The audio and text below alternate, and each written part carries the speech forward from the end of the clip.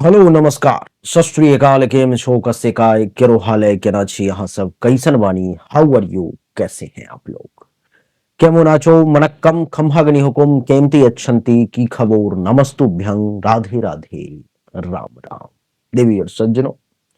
आज के इस वीडियो में मैं आपसे बात करने जा रहा हूं, मैं आपको बताने जा रहा हूं तुला राशि फल दिसंबर 2024 के बारे में कि तुला राशि वालों के लिए दिसंबर का महीना कैसा रहेगा।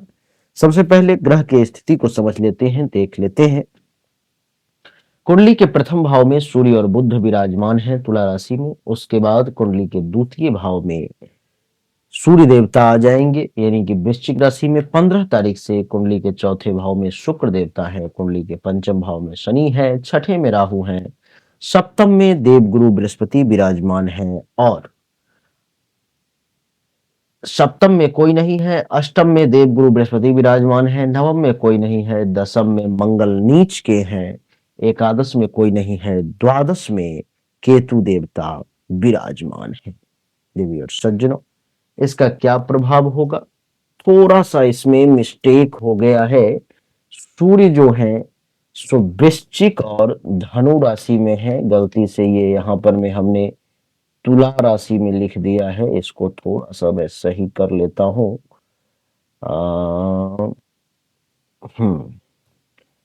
सूर्य देवता जो है सो वृश्चिक राशि में है और 15 दिसंबर से धनु राशि में आ जाएंगे।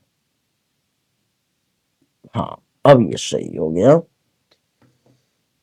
सूर्य देवता जो है सो वृश्चिक राशि में है, 15 दिसंबर के बाद धनु राशि में आ जाएंगे। ऐसा क्या प्रभाव होगा, आइए इसको समझने की कोशिश करते हैं, जानने की कोशिश करते हैं कि आखिर आपके ऊपर में क्या प्रभाव पड़ेगा। चर्चा सूर्य से आरंभ करते हैं। सूर्य इस कुंडली में लाभ के मालिक है। लाभ के मालिक का कुंडली के द्वितीय भाव में बैंक बैलेंस के घर में बैठना यह दर्शाता है देवी और सज्जनों कि सूर्य का दूसरे भाव में बैठना आपके धन धान्य संपत्ति में वृद्धि कर देगा। कब तक? तो 15 दिसंबर तक। मैं एक चीज और आपको बताना चाहता हूं बीच में, वो ये है कि जो भी दिल्ली में रहने वाले लोग हैं या दिल्ली के आसपास के दूसरे राज्य के लोग हैं, उन सभी के लिए एक बड़ी खुशखबरी है कि हमने अपना एक ब्रांच ऑफिस का दिल्ली में भी खोल दिया है। दिल्ली में अगर आप आना चाहते हो, मिलना चाहते हो, तो सामने दिए गए व्हाट्सएप नंबर पर मैसेज करके आप अपनी जन्म कुंडली, हस्तरेखा, पूजा पाठ, कर्मकांड, वास्तु, किसी भी प्रकार की समस्या के लिए आप मुझसे मिल सकते हो। मैं दिल्ली में उपलब्ध हूं। ऑनलाइन कंसल्टेशन करना चाहते हो तो उसके लिए भी सामने नंबर है, आप मैसेज कर सकते हो। आइए चर्चा को आरंभ करें। तो सूर्य के दूसरे भाव में बैठने के कारण 15 दिसंबर तक आपको धन धान्य संपत्ति में वृद्धि का योग है। आपके पास में ज्यादा से ज्यादा पैसे आएंगे। परिवार के लोगों का भी अच्छा खासा लाभ आपको 15 दिसंबर तक मिलेगा। पड़ोसी से अगर बार बार लड़ाई झगड़ा हो रहा था, टेंशन तनाव की स्थिति बन रही थी, तो इस समय में पड़ोसी से भी आपको फायदे के योग है। पड़ोसी से भी आपको लाभ, ईश्वर की कृपा रही तो जरूर प्राप्त होगी। इसमें में झूठ नहीं बोलोगे, थोड़ा सा कड़वा बोलोगे, लेकिन सच बोलोगे। आप भोजन मसालेदार तला भुना खाने का ज्यादा मन आपका करेगा। एकादश भाव का मालिक है सूर्य, तो आपके आमदनी में भी वृद्धि होगी, लाभ मिलेगा, पूरे महीने उपलब्धि की प्राप्ति होगी, मनोकामना की पूर्ति होगी, सीनियर्स का सपोर्ट मिलेगा। बुजुर्ग अगर आप हैं तो पुत्र वधु और दामाद का सुख भी आपको प्राप्त होगा। सूर्य का दूसरे के बाद तीसरे भाव में आना, यानी कि धनु राशि में आना 15 दिसंबर से क्या फल देगा?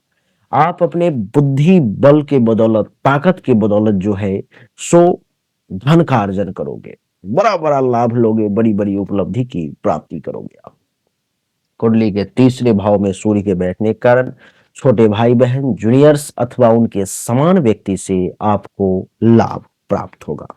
गुप्त शत्रु अगर कोई है तो उससे आपको नुकसान नहीं होगा। उस गुप्त शत्रु का पर्दा फाश हो जाएगा 15 दिसंबर के बाद। माता के लिए भी अच्छा समय है, माता से भी लाभ मिलेगा, माता के भी पराक्रम में वृद्धि होगी। और इस समय में आपको बता दूं कि गले, नाक, कान, श्वसन अंग से संबंधित किसी भी प्रकार की परेशानी आती है, चाहे वो सर्दी, खांसी, जुकाम, साइनस, अस्थमा, किसी भी प्रकार के पेशेंट हो, तो उन सभी को ये सूर्य राहत प्रदान करेगा। सूर्य के बाद मंगल की बात करते हैं। मंगल देवता कुंडली के दसम भाव में नीच के हैं। दसम भाव में नीच के होने के कारण पिता से टेंशन तनाव के योग, काम धंधा में परेशानी, इज्जत प्रतिष्ठा मान सम्मान में भी कमी के योग बनाएंगे मंगल देवता। और आपकी जानकारी के लिए बता दूं कि कुंडली के दसम भाव में मंगल के बैठने के कारण आपको घुटनों में दर्द हो सकता है इस महीने में। ऐसे भी संभव है कि आपके पांव में चोट लग जाए, ये भी संभव है, ऐसा भी हो सकता है। मंगल, मैं आपको जानकारी के लिए बता दूं कि मंगल की उच्च की दृष्टि है कुंडली के चौथे भाव पर में, अर्थात आपको जमीन, मकान, गाड़ी, अचल संपत्ति, इन सब का सुख भी मंगल देवता देने की कोशिश करेंगे। लेकिन शर्त यह है कि मंगल के लिए आपको उपासना करनी होगी, मंगल के लिए ध्यान करना होगा। मंगल के मंत्र नमो अंग अंगारकाय नमः मंत्र का आपको जाप करना पड़ेगा कम से कम मंगलवार के दिन। फिर आपके मंगल के नीच के जो प्रभाव है उससे आपको राहत।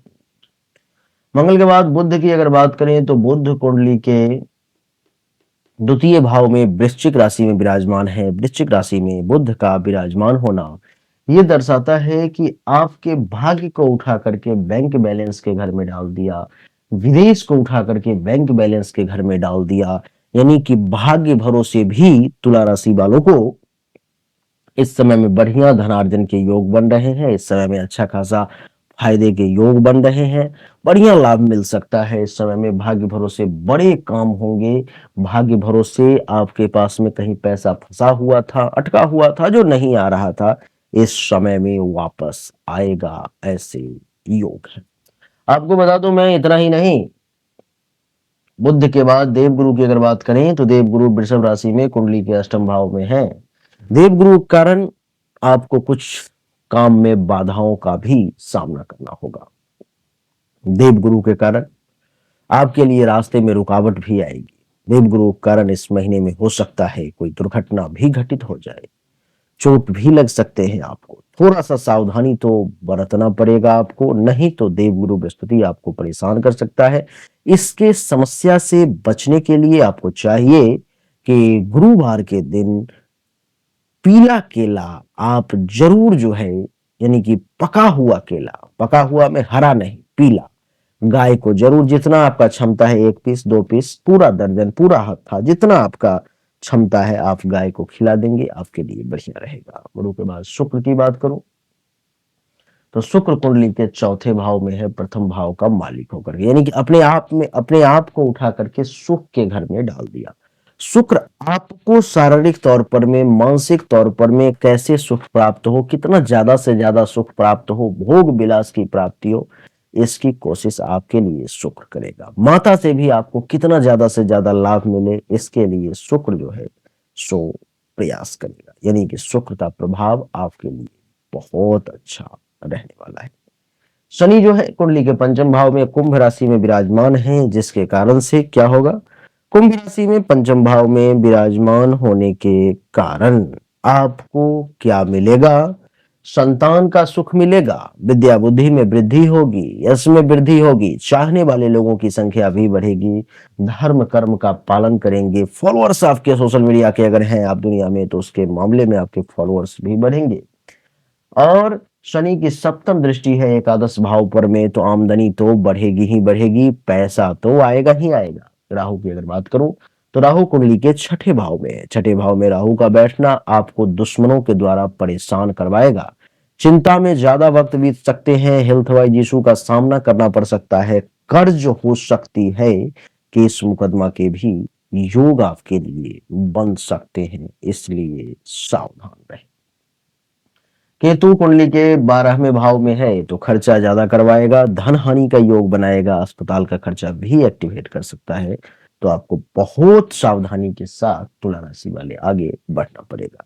इसमें 2-3 ग्रह हैं जो आपके लिए विपरीत हैं, राहु, केतु, गुरु और मंगल। ये 4 ग्रह जो है इस महीने में आपके लिए विपरीत हैं।